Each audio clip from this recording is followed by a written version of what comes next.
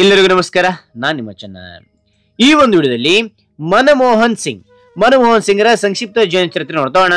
ಇವರು 13ನೇ ಪ್ರಧಾನಿ. ಇವರು ಈ ಒಂದು ಸಂಕ್ಷಿಪ್ತ ಜೀವನ ಚರಿತ್ರೆ ಅಂತಕ್ಕಂಥದ್ದು ಕಡಿಮೆ ಸಮಯದಲ್ಲಿ ಹೆಚ್ಚಿನ ವಿಷಯ ತಿಳ್ಕೊಳ್ಳಿಕ್ಕೆ ಅತ್ಯಂತ ಅದ್ಭುತವಾಗಿರುತ್ತೆ. ನಿಮ್ಮ ಭಾಷಣ, ಪ್ರಬಂಧ, ಸ್ಪರ್ಧಾತ್ಮಕ ಪರೀಕ್ಷೆಗಳಿಗೆ ಹೈಲೈಟ್ ಪಾಯಿಂಟ್ಗಳು ಇವಾಗಿರ್ತವೆ. ರೈಟ್. ಹಾಗಾದ್ರೆ ಈ ಒಂದು ಸಂಕ್ಷಿಪ್ತ ಮಾಹಿತಿ ಅಂತಕ್ಕಂಥ ಇಷ್ಟವಾದ ಒಂದು ಲೈಕ್ ನೀಡಿ. ಒಂದು ಲೈಕ್ ಅನೇಕ ವಿಡಿಯೋ ಪ್ರೋತ್ಸಾಹ ತುಂಬಾ ಸಿಗುತ್ತೆ. ಇನ್ನೊಬ್ರಿಗೆ ಶೇರ್ ಮಾಡಿ ನೋಡಿ. ಸದ್ಯ ಇಂಥ ಅನೇಕ ವಿಡಿಯೋ ಚಾನಲ್ ಸಬ್ಸ್ಕ್ರೈಬ್ ಆಗಿ ಹಾರೆ ಒಂದೊಂದಾಗಿ ತಿಳಿತಾ ಹೋಗುವ. ಮನಮೋಹನ್ ಸಿಂಗ್ರ ಜನನ 26 ಸೆಪ್ಟೆಂಬರ್ 1932ರಲ್ಲಿ. 1932ರಲ್ಲಿ ಅವರ ಜನನ ಆಯ್ತು ಅಂತ ತಿಳಿಬಹುದು. ಯಾವಾಗ ಅಂದ್ರೆ ಸೋಮವಾರ ಅಂತಕ್ಕಂಥದ್ದು. ಅದು ಸೋಮವಾರ. ಜನ್ಮಸ್ಥಳ ಇಲ್ಲಿ ಅಂತಂದ್ರೆ ಬ್ರಿಟಿಷ್ ಭಾರತದ ಅಂದು ಬ್ರಿಟಿಷ್ ಭಾರತ ಇತ್ತು. ಓಕೆ, ಬ್ರಿಟಿಷ್ ಭಾರತದ ಪಂಜಾಬ್ನ ನಲ್ಲಿ ಇವರ ಜನನ ಆಯ್ತು. ಈಗ ಪಂಜಾಬ್ ಅಂತಕ್ಕಂಥದ್ದು ಪಾಕಿಸ್ತಾನಲ್ಲಿ ಸೇರಿರ್ತಕ್ಕಂಥದ್ದು. ಓಕೆನಾ, ಆ ಬಾರ್ಡರ್ ಅಂತಕ್ಕಂಥದ್ದು. ತಂದೆ ಯಾರಂದ್ರಿಗಿನ ಗುರ್ಮುಖ್ ಸಿಂಗ್ ಅವರು. ಓಕೆನಾ. ತಾಯಿ ಅಮೃತ್ ಕೌರ್. ಇವರು ಚಿಕ್ಕ ವಯಸ್ಸಿನಲ್ಲಿ ಇವರಾಗಲೇ ತಾಯಿ ನಿಧನ ಆಗ್ತಾರೆ. ಓಕೆನಾ. ಅವರ ಅಜ್ಜಿ ಹತ್ರ ಬೆಳೀತಾರೆ. ಮುಂದೆ ನಾನು ಹೇಳ್ತಾ ಹೋಗ್ತೇನೆ. ಇಲ್ಲಿ ಅಜ್ಜ ಸಂತ ಸಿಂಗ್, ಅಜ್ಜಿ ಜಮ್ನಾದೇವಿ. ಪತ್ನಿ ಹೆಸರು ನೋಡಿದ್ರೆ ಇಲ್ಲಿ ಗುರು ಶರಣ್ ಕೌರ್. ಓಕೆನಾ. ಇವರ ಒಂದು ಅಂತಕ್ಕಂಥದ್ದು 14 ಸೆಪ್ಟೆಂಬರ್ 1958ರಲ್ಲಿ ಆಯ್ತು ಅಂತ ತಿಳಿಬಹುದು. ನಂತರ ಮಕ್ಕಳು ಗಂಡು ಮಕ್ಕಳು ಯಾರಲ್ಲ, ಇಲ್ಲಿ ಹೆಣ್ಣು ಮಕ್ಕಳು 3 ಕೂಡ ಇವರಿಗೆ. ಅಮೃತ್ ಸಿಂಗ್ ಇವರು ಏನಾಗಿದ್ರು ಅಂದ್ರೆ ಮಾನವ ಹಕ್ಕುಗಳ ವಕೀಲರಾಗಿದ್ರು ಇವರು. ಆನಂತರ ದಮನ್ ಸಿಂಗ್ ಬರಹಗಾರ ಆಗಿದ್ದು, ಉಪಿಂದರ್ ಸಿಂಗ್ ಇತಿಹಾಸಕಾರರಾಗಿದ್ರು ಅಂತ ತಿಳಿಬಹುದು. ಮಲತಾಯಿ ಇವರಿಗೆ ಚಿಕ್ಕವರ ತಾಯಿ ತೀರೋದ್ಲು. ಆದ ಕಾರಣ ಮಲತಾಯಿ ಇರ್ತಕ್ಕಂಥ ಸೀತಾವಂತಿ ಗೌರ್ ಅಂತಕ್ಕಂಥವ್ರು ಬೆಳೆಸಿದ್ರು. ಪ್ರಿಯ ಹೆಸರು ಇವರಿಗೆ ಮೋಹನ್ ಅಂತಕ್ಕಂಥದ್ದಾಯ್ತು. ಇವರ ಒಂದು ಪೂರ್ಣ ಹೆಸರು ನೋಡಿದರೆ ಮನಮೋಹನ್ ಸಿಂಗ್ ಕೊಹ್ಲಿ ಅಂತಕ್ಕಂಥದ್ದು. ಒಡ ಹುಟ್ಟಿದವರು ನೋಡಿದರೆ ಇಲ್ಲಿ ಒಬ್ಬ ಸಹೋದರರಿದ್ರು, ಒಡ ಹುಟ್ಟಿದವರು. ಆ ನಂತರ ಮಲತಾಯಿ ಸಹೋದರರು 3 ಇದ್ರು. ಮಲ ಸಹೋದರರು ಅಂತ ನಾವು ಕರಿತೇವೆ. ಮಲ ಸಹೋದರರು 3 ಇದ್ರು. ಆ ನಂತರ ಸಹೋದರಿಯರು 6 ಮಂದಿ ಇದ್ರು ಅಂತ ನೋಡ್ಬೋದು. ಓಕೆನಾ. ಆ ನಂತರ ವೃತ್ತಿ ಅಂದ್ರೆ ಇವರು ಪ್ರೊಫೆಸರ್ ಆಗಿ ಅವರೊಂದು ವೃತ್ತಿಯನ್ನು ಪ್ರಾರಂಭ ಮಾಡಿದ್ರು. ಅದ ನಂತರ ಅರ್ಥಶಾಸ್ತ್ರಜ್ಞ, ಅದ ನಂತರ ರಾಜಕಾರಣಿಯಾದ್ರು ಅಂತ ನಾವು ತಿಳಿಬಹುದು. ಪ್ರೊಫೆಸರ್, ಅರ್ಥಶಾಸ್ತ್ರಜ್ಞ, ರಾಜಕಾರಣಿಯಾದ್ರು ಅಂತಕ್ಕಂಥದ್ದು. ಆ ನಂತರ ಒಂದು ರಾಜಕೀಯ ಪಕ್ಷ ಯಾವ್ದಾಗಿತ್ತು ಅಂದ್ರೆ ಭಾರತೀಯ ರಾಷ್ಟ್ರೀಯ ಕಾಂಗ್ರೆಸ್ ಅಂತಕ್ಕಂಥದ್ದು. ಭಾರತೀಯ ರಾಷ್ಟ್ರೀಯ Congress, INC, Indian national Congress ಅಂತಕ್ಕಂಥದ್ದು. ಓಕೆ. ಕುಟುಂಬ ಸಿಖ್ ಕುಟುಂಬ ಆಗ್ತಿತ್ತು. ಸಿಖ್ ಧರ್ಮದವರು ಇವರು. ಓಕೆ. ಮನಮೋಹನ್ ಸಿಂಗ್ರ ಶಿಕ್ಷಣದಲ್ಲಿ ಮೊದಲು ಶಾಲೆ ಮತ್ತು ಹೈಸ್ಕೂಲ್ ನ ಒಂದು ಶಿಕ್ಷಣ ಎಲ್ಲಿ ಪಡೆದ್ರು ಅಂತ ನೋಡಿದ್ರೆ ಇಲ್ಲಿ ಒಂದೊಂದಾಗಿ ತಿಳಿತೋಣ. ಇಲ್ಲಿ ಮೊದಲನೇದಾಗಿ ಪೇಶಾವರದ ಗುಹ್ದ ಒಂದು ಹಳ್ಳಿ ಶಾಲೆಯಲ್ಲಿ ಇವರು ಪ್ರಾಥಮಿಕ ಶಿಕ್ಷಣವನ್ನು ಮುಗಿಸಿದ್ರು ಅಂತ ನೋಡ್ಬೋದು. ನೋಡಿ, ಪ್ರಾಥಮಿಕ ಶಿಕ್ಷಣ ಅಂತಕ್ಕಂಥ ಒಂದು ಚಿಕ್ಕ ಹಳ್ಳಿಯಲ್ಲಾಗಿರ್ತಕ್ಕಂಥದ್ದು. ಅವರ ಜನ್ಮ ಆಗಿರ್ತಕ್ಕಂಥ ಹಳ್ಳಿಯಲ್ಲಾಗಿರ್ತಕ್ಕಂಥದ್ದು. ಅನಂತರ ಖಾಲ್ಸಾ ಹೈಸ್ಕೂಲ್ ಫಾರ್ ಬಾಯ್ಸ್ ಅಂತಕ್ಕಂಥ ಒಂದು ಪೇಶಾವರದಲ್ಲಿರ್ತಕ್ಕಂಥ ಒಂದು ಖಾಲ್ಸಾ ಹೈಸ್ಕೂಲ್ ಫಾರ್ ಬಾಯ್ಸ್ ಅಂತಕ್ಕಂಥ ಶಾಲೆಯಲ್ಲಿ, ಅದೆಲ್ಲಿದೆ ಅಂದ್ರೆ ಪೇಶಾವರದಲ್ಲಿ. ಇದೆಲ್ಲ ಪಾಕಿಸ್ತಾನಕ್ಕೆ ಸೇರಿರ್ತಕ್ಕಂಥ ಇದೀಗೆಲ್ಲ. ಅವ ಬ್ರಿಟಿಷ್ ಭಾರತ ಇತ್ತಲ್ಲ, ಅಖಂಡವಾಗಿತ್ತಾಗ. ಇದು ಭಾರತಕ್ಕೆ ಸೇರಿತ್ತು ಆಗ. ಹೌದಾ. ಇದು ಪೇಶಾವರದಲ್ಲಿರ್ತಕ್ಕಂಥ ಒಂದು ಅಲ್ಲಿ ಹೈಸ್ಕೂಲ್ ಮುಗಿಸಿದ್ರು. ಅವರೊಂದು ಕಾಲೇಜು ವಿಶ್ವವಿದ್ಯಾಲಯದ ಬಗ್ಗೆ ನಾವು ನೋಡೋದಾದ್ರೆ ಹಿಂದೂ ಕಾಲೇಜ್, ಅಮೃತ್ಸರ್ ಇರತಕ್ಕಂಥ ಹಿಂದೂ ಕಾಲೇಜ್ನಲ್ಲಿ ಅವರ ಕಾಲೇಜು ಶಿಕ್ಷಣ ಮುಂದುವರಿಸಿದ್ರು. ಅದ ನಂತರ ಸರ್ಕಾರಿ ಕಾಲೇಜು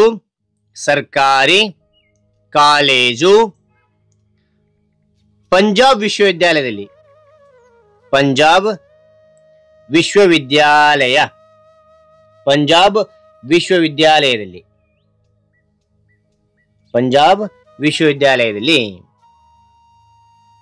ಅದೆಲ್ಲಿದೆ ಅಂದ್ರೆ ಈಗ ಹೋಶಿಯಾಪುರ್ ನಲ್ಲಿ ಇರ್ತಕ್ಕಂಥದ್ದು. ಹೋಶಿಯಾಪುರ್ ಅಂತಕ್ಕಂಥದ್ದು. ಓಕೆ. ಆ ನಂತರ ಮುಂದಿನ ಒಂದು ಶಿಕ್ಷಣ ನೋಡಿದರೆ ಕೇಂಬ್ರಿಡ್ಜ್ ವಿಶ್ವವಿದ್ಯಾಲಯ ಇಂಗ್ಲೆಂಡ್ ಇರ್ತಕ್ಕಂಥದ್ದು.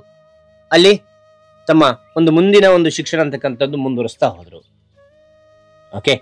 ಅದ ನಂತರ ನೋಡಿ ಮಕ್ಕಳೇ, ಆ ನಂತರ ಕೇಂಬ್ರಿಡ್ಜ್ ನಂತರ ಆಕ್ಸ್ಫರ್ಡ್ ವಿಶ್ವವಿದ್ಯಾಲಯ ಇಂಗ್ಲೆಂಡ್ ಇರ್ತಕ್ಕಂಥದ್ದು. ಇಲ್ಲಿ ತಮ್ಮ ಶಿಕ್ಷಣವನ್ನು ಮುಂದುವರಿಸ್ತಾ ಹೋದ್ರು. ಇಂಗ್ಲೆಂಡ್ ಇರ್ತಕ್ಕಂಥದ್ದು ನೋಡಿ, ಪುಟ್ಟಹಳ್ಳಿಯಿಂದ ಉನ್ನತ ಶಿಕ್ಷಣ ಇಂಗ್ಲೆಂಡ್ ನಲ್ಲಿ ಶಿಕ್ಷಣ ಪಡಿತಾ ಹೋದ್ರು. ಉನ್ನತ ಶಿಕ್ಷಣದಲ್ಲಿ ಆನಂತರ ಆಹಾರ ಪದ್ಧತಿ, ಇವರು ಏನಂದ್ರೆ ಮಾಂಸಾಹಾರಿ ಆಗಿದ್ರು, ಸಸ್ಯಾಹಾರಿಗೂ ಆಗಿದ್ರು. ಹೆಚ್ಚಿನ ಇವರು ಸಸ್ಯಾಹಾರಿಯನ್ನ ಪ್ರಿಫರ್ ಮಾಡ್ತಾ ಇದ್ರಂತೆ ಮನಮೋಹನ್ ಸಿಂಗ್ ರವರು. ಓಕೆ. ಅದಾನಂತರ ಹವ್ಯಾಸ, ಕವಿತೆ ಬರೀತಕ್ಕಂಥದ್ದು, ಓದುವಿಕೆ ಓದ್ತಕ್ಕಂಥದ್ದು, ಬರವಣಿಗೆ ಬರೀತಕ್ಕಂಥದ್ದು, ಸಂಗೀತ ಕೇಳ್ತಕ್ಕಂಥದ್ದು, ಇವೆಲ್ಲ ಅವರ ಹವ್ಯಾಸವಾಗಿತ್ತಂತೆ. ಓಕೆ ಓಕೆ ಮತ್ತೊಮ್ಮೆ ನೋಡಿ, ಇವರಿಗೆ ಕವಿತೆ ಕೇಳ್ತಕ್ಕಂಥದ್ದು, ಓದುವಿಕೆ, ಬರವಣಿಗೆ, ಸಂಗೀತ ಕೇಳುವಂತ ಒಂದು ಹವ್ಯಾಸ ಇತ್ತು. ನೆಚ್ಚಿನ ನಾಯಕರು ಮಹಾತ್ಮ ಗಾಂಧಿ ಆಗಿದ್ರು. ನೆಚ್ಚಿನ ಕವಿ ಯಾರಾಗಿದ್ರು ಅಂತ ನೋಡಿದ್ರಲ್ಲಿ ಇಕ್ಬಾಲ್ ಅಂತಕ್ಕಂಥವ್ರು. ನೆಚ್ಚಿನ ಬಣ್ಣ ಬೂದು ಬಣ್ಣ, ಇವರಿಗೆ ನೆಚ್ಚಿನ ಬಣ್ಣ ಆಗಿತ್ತಂತೆ. ಇವರ ಒಂದು ಆಹಾರ ಬಗ್ಗೆ ನೋಡಿದರೆ ಪುಲಾವ್ ಚೋಲೆ, ಪುಲಾವ್ ಚೋಲೆ ಅಂತಕ್ಕಂಥದ್ದು ಮತ್ತು ವಡಿಯಾನ್ ಅಂತಕ್ಕಂಥದ್ದು ಇವರು ಇಷ್ಟಪಡ್ತಕ್ಕಂಥ ಆಹಾರ ಆಗಿತ್ತಂತೆ, ಮತ್ತು ವಡಿಯಾನ್ ಅಂತಕ್ಕಂಥದ್ದು. ಓಕೆ. ಅಂತ ನೋಡಿ, ಇವರು ಬರೀತಕ್ಕಂಥ ಪುಸ್ತಕಗಳ ಬಗ್ಗೆ ಅನೇಕ ಪುಸ್ತಕಗಳು ಬರೆದಿದ್ದಾರೆ. ಇದರಲ್ಲಿ ಪ್ರಮುಖವಾಗಿ 3 ಪುಸ್ತಕಗಳನ್ನು ತಿಳಿಸ್ತಾ ಹೋಗ್ತೇನೆ. ಚೇಸಿಂಗ್ ಇಂಡಿಯಾ ಅಂತಕ್ಕಂಥದ್ದು, ಅದಾನಂತರ a decade of economic reforms ಅಂತಕ್ಕಂಥದ್ದು, a decade of economics reforms ಅಂತಕ್ಕಂಥದ್ದು. ಓಕೆ. ಅದಾನಂತರ ನೋಡಿ, India's economic reform on agenda for the future ಅಂತಕ್ಕಂಥದ್ದು. Okay. Future, agenda for the future, ಇವು ಪ್ರಮುಖವಾಗಿರ್ತಕ್ಕಂಥದ್ದು. ಅದಾನಂತರ ರಾಜಕೀಯ ಪರಿಣಾಮದ ಬಗ್ಗೆ ಒಂದೊಂದಾಗಿ ತಿಳಿಸ್ತಾ ಹೋಗ್ತೇನೆ ನೋಡಿ. 1991ರಲ್ಲಿ ಅಸ್ಸಾಂನಿಂದ ಸಂಸತ್ತಿನ ಮೇಲ್ಮನೆಗೆ ರಾಜ್ಯಸಭೆಗೆ ಆಯ್ಕೆ ಆಗಿರ್ತಕ್ಕಂಥದ್ದು. ಅಸ್ಸಾಂನಿಂದ ಸಂಸತ್ತಿನ ಮೇಲ್ಮನೆಗೆ ಅಂದ್ರೆ ರಾಜ್ಯಸಭೆಗೆ ಆಯ್ಕೆ ಆಗಿರ್ತಕ್ಕಂಥದ್ದು. ಪ್ರಥಮವಾಗಿ ಅವರು ರಾಜಕೀಯ ಪ್ರವೇಶ ಈ ರೀತಿಯಾಗಿರ್ತಕ್ಕಂಥದ್ದು. ಅಹಾಂತರ ಏನಾಯ್ತು ಅಂದ್ರೆ ಪಿ ವಿ ನರಸಿಂಹರಾವ್ ಅವರು ಆಗ ಪ್ರಧಾನಿಯಾಗಿದ್ರಾಗ, ಪಿ ವಿ ನರಸಿಂಹರಾವ್ ಪ್ರಧಾನಿಯಾಗಿದ್ರು. ಸರ್ಕಾರದಲ್ಲಿ ಭಾರತದ ಹಣಕಾಸು ಸಚಿವರಾಗಿದ್ರು. ಓಕೆನಾ. ಪಿ ವಿ ನರಸಿಂಹರಾವ್ ಪ್ರಧಾನಿ ಇರುವಾಗ ಸರ್ಕಾರದಲ್ಲಿ ಇವರು ಭಾರತದ ಹಣಕಾಸು ಸಚಿವರಾಗಿ ಕಾರ್ಯನಿರ್ವಹಿಸಿದ್ರು. 1995ರಲ್ಲಿ ಅಸ್ಸಾಂನಿಂದ ರಾಜ್ಯಸಭೆಗೆ ಮರು ಆಯ್ಕೆ ಆದ್ರು, ಮತ್ತೆ 2ನೇ ಸರಿ. ಓಕೆನಾ. 1995 ಅಸ್ಸಾಂನಿಂದ ರಾಜ್ಯಸಭೆಗೆ ಮರು ಆಯ್ಕೆ ಆದ್ರು. ಅನಂತರ 1998 2004 ಅಲ್ಲಿವರೆಗೆ ಏನಾಗ್ತಾರೆ ಅಂದ್ರೆ ರಾಜ್ಯಸಭೆಯಲ್ಲಿ ವಿರೋಧ ಪಕ್ಷದ ನಾಯಕರಾಗಿ ಕಾರ್ಯನಿರ್ವಹಿಸುತ್ತಾರೆ. ಓಕೆ. 1998ರಿಂದ 2004 ರಾಜ್ಯಸಭೆಯಲ್ಲಿ ವಿರೋಧ ಪಕ್ಷದ ನಾಯಕರಾಗಿ ಕಾರ್ಯನಿರ್ವಹಿಸುತ್ತಾರೆ. ಅದಾನಂತರ 1999ರಲ್ಲಿ ದಕ್ಷಿಣ ದೆಹಲಿಯಲ್ಲಿ ಏನ್ ಮಾಡ್ತಾರೆ ಅಂದ್ರೆ ಲೋಕಸಭೆಗೆ ಸ್ಪರ್ಧೆ ಮಾಡ್ತಾರೆ. ಓಕೆನಾ. ಸ್ಪರ್ಧೆ ಮಾಡ್ತಾರೆ. ಆ ಸ್ಪರ್ಧೆಯಲ್ಲಿ ಏನಾಯ್ತು ನೋಡ್ತೋಣ. ಇಲ್ಲಿ ಆ ಸ್ಪರ್ಧೆ ಮಾಡಿದಾಗ ಅದನ್ನ ವಿರುದ್ಧ ಇರ್ತಕ್ಕಂಥ ಅಭ್ಯರ್ಥಿ ಯಾರಂದ್ರೆ ಬಿಜೆಪಿ ವಿಜಯ್ ಕುಮಾರ್ ನಿಂದ 30,000 ಮತಗಳಿಂದ ಸೋಲ್ತಾರೆ. ದಕ್ಷಿಣದ ವಲಯದಲ್ಲಿ ಲೋಕಸಭೆಗೆ ಸ್ಪರ್ಧೆ ಮಾಡ್ತಾರೆ. ಬಿಜೆಪಿ ವಿಜಯ್ ಕುಮಾರ್ ಅಂತ ಇರ್ತಾರೆ, ಅವರೊಂದಿಗೆ 30,000 ಮತಗಳಿಂದ ಸೋಲ್ತು ಹೋಗ್ತಾರೆ ಮನಮೋಹನ್ ಸಿಂಗ್. ಆದ್ರೆ 2001ರಲ್ಲಿ 3ನೇ ಬಾರಿ ಅಸ್ಸಾಂನಿಂದ ರಾಜ್ಯಸಭೆಗೆ ಆಯ್ಕೆ ಆಗ್ತಾರೆ. 3ನೇ ಬಾರಿ ಅಸ್ಸಾಂನಿಂದ ರಾಜ್ಯಸಭೆಗೆ ಆಯ್ಕೆ ಆಗ್ತಾರಂತೆ. ಆ ನಂತರ 2004ರಲ್ಲಿ ಮೇ 22 13ನೇ ಭಾರತದ ಪ್ರಧಾನಿ ಆಗ್ತಾರೆ. 2004ರಲ್ಲಿ ಮೇ 22ರಂದು 13ನೇ ಭಾರತ ಪ್ರಧಾನಿಯಾಗಿ ಕಾರ್ಯನಿರ್ವಹಿಸುತ್ತಾರೆ. ಅನಂತರ 2007ರಲ್ಲಿ 4ನೇ ಬಾರಿ ಅಸ್ಸಾಂನಿಂದ ರಾಜ್ಯಸಭೆಗೆ ಆಯ್ಕೆ ಆಗ್ತಾರೆ. ಓಕೆನಾ. ಅನಂತರ 2009ರಲ್ಲಿ ಮೇ 22ರಂದು ಭಾರತ ಪ್ರಧಾನಿಯಾಗಿ ಮರು ಆಯ್ಕೆಗೊಳ್ಳುತ್ತಾರೆ. ಓಕೆನಾ. 2009ರಲ್ಲಿ ಮತ್ತೆ ಇವರು ಏನಂತಾರೆ ನಮ್ಮ ಭಾರತ ಪ್ರಧಾನಿಯಾಗಿ ಕಾರ್ಯನಿರ್ವಹಿಸ್ತಾರೆ, ಮರು ಆಯ್ಕೆ ಆಗ್ತಾರೆ. ಆನಂತರ 2013ರಲ್ಲಿ 5ನೇ ಬಾರಿ ಅಸ್ಸಾಂನಿಂದ ರಾಜ್ಯಸಭೆಗೆ ಆಯ್ಕೆಗೊಳ್ಳುತ್ತಾರೆ. ಓಕೆನಾ. ಅಸ್ಸಾಂನಿಂದ ರಾಜ್ಯಸಭೆಗೆ 5ನೇ ಬಾರಿ ಆಯ್ಕೆಯಾಗ್ತಾರೆ ಇವರು. ಅದ ನಂತರ 2014ರಲ್ಲಿ ಮೇ 17ರಂದು ಭಾರತದ ಪ್ರಧಾನಮಂತ್ರಿ ಹುದ್ದೆಗೆ ರಾಜೀನಾಮೆ ನೀಡ್ತಾರೆ ಇವರು. 2014 ಮೇ 17ರಂದು ಭಾರತ ಪ್ರಧಾನಮಂತ್ರಿ ಹುದ್ದೆಗೆ ರಾಜೀನಾಮೆ ನೀಡ್ತಾರೆ. ಅದಾಂದ್ರೆ 2019ರಲ್ಲಿ ಏನಾಗ್ತದೆ ಅಂದ್ರೆ ರಾಜಸ್ಥಾನದಿಂದ ರಾಜ್ಯಸಭೆಗೆ ಆಯ್ಕೆ ಆಗ್ತಾರೆ. ಓಕೆನಾ? ಅಸ್ಸಾಂನಿಂದ ಆಗ್ತಾ ಇದ್ರು, ಈಗ ಏನಾದ್ರು ರಾಜಸ್ಥಾನದಿಂದ ರಾಜ್ಯಸಭೆಗೆ ಆಯ್ಕೆ ಆದ್ರಂತೆ. ಅದ ನಂತರ ಪ್ರಶಸ್ತಿ, ಗೌರವ, ಇವರ ಸಾಧನೆ ನೋಡಿದ್ದಾರೆ. 1952ರಲ್ಲಿ ಪಂಜಾಬ್ ವಿಶ್ವವಿದ್ಯಾಲಯದ BA ಅನ್ನು ಮುಗಿಸ್ತಾರೆ. ಅದರಲ್ಲಿ ಪ್ರಥಮ ಸ್ಥಾನ ಗಳಿಸ್ತಾರೆ ಇವರು. ಆಗ ಅಲ್ಲಿ ಪದಕ ನೀಡ್ತಾರೆ ಅವರಿಗೆ. ಓಕೆನಾ?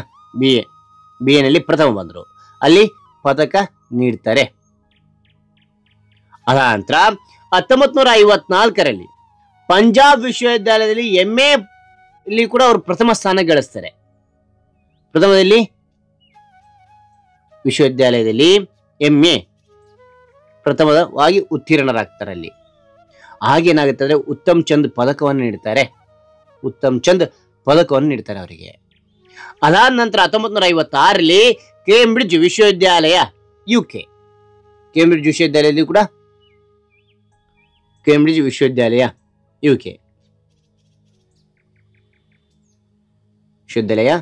UK ಅಲ್ಲಿ ಇರ್ತಕ್ಕಂಥದ್ದು. ಓಕೆನಾ? ಸನ್ಮಾನ ಮಾಡ್ತಾರೆ. ಆ ನಂತರ 1997ರಲ್ಲಿ ಲೋಕಮಾನ್ಯ ತಿಲಕ್ ಪ್ರಶಸ್ತಿ ನೀಡ್ತಾರೆ. ಲೋಕಮಾನ್ಯ ತಿಲಕ್ ಪ್ರಶಸ್ತಿ ನೀಡ್ತಾರೆ. ಅದಾದ ನಂತರ ಇಲ್ಲಿ 1999ರಲ್ಲಿ ಕಂಚಿ ಶ್ರೀ ಪರಮಾಚಾರ್ಯ ಪ್ರಶಸ್ತಿ ಇವರಿಗೆ ನೀಡ್ತಾರೆ.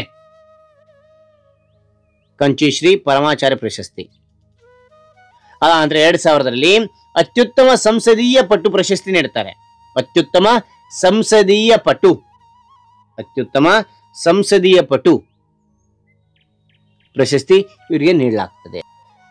2005ರಲ್ಲಿ ಆಕ್ಸ್ಫರ್ಡ್ ವಿಶ್ವವಿದ್ಯಾಲಯ ಡಾಕ್ಟರೇಟ್ ನೀಡ್ತದೆ ಇವರಿಗೆ. ಆಕ್ಸ್ಫರ್ಡ್ ವಿಶ್ವವಿದ್ಯಾಲಯ ಡಾಕ್ಟರೇಟ್ ನೀಡಲಾಗ್ತದೆ ಇವರಿಗೆ. ಅದ ನಂತರ 2009ರಲ್ಲಿ ಪಂಜಾಬ್ ವಿಶ್ವವಿದ್ಯಾಲಯ ಡಾಕ್ಟರೇಟ್ ನೀಡುತ್ತದೆ. ಓಕೆ, ಇಲ್ಲಿ ಪ್ರಶಸ್ತಿಗಳು ಅನೇಕ ಪ್ರಶಸ್ತಿಗಳು ನಾವು ಕಂಡು ಬಂದಿವಿ. ಇಲ್ಲಿ ಪ್ರಮುಖವಾಗಿರ್ತಕ್ಕಂಥದ್ದು ಯಾವುದನ್ನ ಪದ್ಮವಿಭೂಷಣ ಪ್ರಶಸ್ತಿ ಅಂತಕ್ಕಂಥ 1987ರಲ್ಲಿ ಬಂದಿರತಕ್ಕಂಥದ್ದು ನಾಗರಿಕ ಸೇವೆಗಾಗಿ. ಇದು ನಾನು ಇಲ್ಲಿ ಮೆನ್ಷನ್ ಮಾಡಿ ನಿಮಗೆ ತಿಳಿಸ್ತಾ ಹೋಗಿದ್ದೀನಿ. ಓಕೆ, ಹಾಗಾದ್ರೆ ಇವರು ಯಾವಾಗ ನಿಧನ ಹೊಂದಿದ್ರು ಅಂದ್ರೆ 26 ಡಿಸೆಂಬರ್ 2024ರಂದು ನಿಧನ ಹೊಂದಿದ್ರು. ಅದಾದ ನಂತರ ನಿಧನ ಸ್ಥಳ ನವದೆಹಲಿಯಲ್ಲಿ. ನಿಧನ ಸಮಯ ಯಾವಾಗ ಅಂದ್ರೆ 9:51 PM 51 ನಿಮಿಷ PM ನಲ್ಲಿ ನಿಧನವಾದ ಒಟ್ಟು ವಯಸ್ಸು 92 ವರ್ಷ ಆಗಿದ್ವು. ಓಕೆ, ಹಾಗಾದ್ರೆ ಈ ಒಂದು ಮಾಹಿತಿ ಅಂತಕ್ಕಂಥ ಇಷ್ಟು ಆಯ್ತಾ? ಇಷ್ಟು ಸಂಗ್ರಹಣೆ ಮಾಡಿದ್ದೀನಿ. ಈ ಒಂದು ಎಫರ್ಟಿಗೆ ನೀವು ಒಂದು ಲೈಕ್ ನೀಡಿ ಅಂತ ಹೇಳ್ತಾ, ಹಾಗಾದ್ರೆ ಹೆಚ್ಚಿನ ಒಂದು ಮಾಹಿತಿ ಗೊತ್ತಿತ್ತ ಮನಮೋಹನ್ ಸಿಂಗ್ರ ಬಗ್ಗೆ ಕಾಮೆಂಟ್ ಮಾಡಿ. ನಾನು ಓದಿ ತಿಳ್ಕೊತೇನೆ, ಇನ್ನೊಬ್ರು ಓದಿ ತಿಳ್ಕೊತೇನೆ ಅಂತ ಹೇಳ್ತಾ ಮುಂದಿನ ಹೊಸ ವಿಷಯ ಭೇಟಿ ಆಗೋಣ. Thank you for watching. Bye.